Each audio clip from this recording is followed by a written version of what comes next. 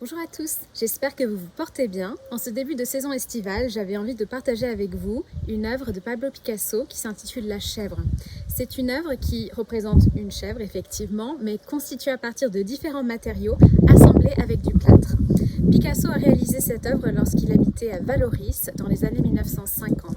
Et c'est une œuvre qui met très bien en scène cette créativité qui, en général, est la conséquence de besoins. Et comme nous sortons d'une période où nous avons tous dû faire beaucoup plus de choses par nous-mêmes à la maison, j'ai trouvé le parallèle intéressant. Donc j'espère que cette vidéo vous plaira. Dès 1942, Pablo Picasso avait réalisé une tête de taureau à l'aide d'une selle et d'un guidon de vélo.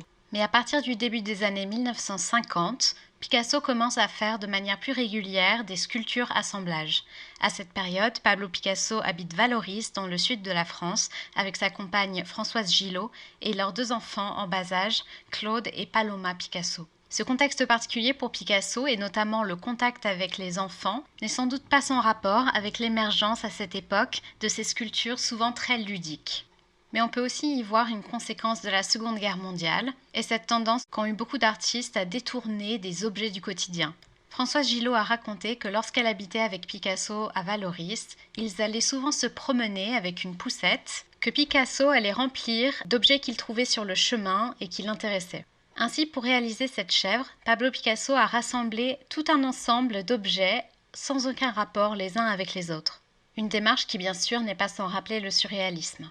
Si vous regardez bien l'abdomen de la chèvre, vous reconnaissez des éléments qui ressemblent à des côtes. Il s'agit en fait d'un panier en osier dont Picasso s'est emparé pour constituer le ventre de la chèvre. Ces mamelles sont constituées à partir de deux pots à lait, sans doute car les formes asymétriques de ces céramiques ont intrigué l'artiste. L'échine dorsale de la chèvre, quant à elle, a été réalisée à partir d'une grande feuille de palmier. Des morceaux de bois et de métal forment les jambes de l'animal, tandis que les cornes sont en fait des ceps de vigne. Pour consolider ensemble tous ces objets divers et variés, Pablo Picasso a utilisé du plâtre, mais il ne cherche en aucun cas à obtenir une forme lisse et polie. La chèvre garde un aspect inachevé qui convient bien à l'esthétique bricolée de l'objet. La chèvre n'est pas la seule sculpture assemblage en son genre. Picasso en réalisa plusieurs autres à partir des objets qu'il trouvait autour de lui. Picasso avait d'ailleurs besoin de créer dans un univers rempli d'objets, et on raconte que Picasso refusait que l'on fasse le ménage dans son atelier, précisément car les objets lui apportaient une source inépuisable d'inspiration.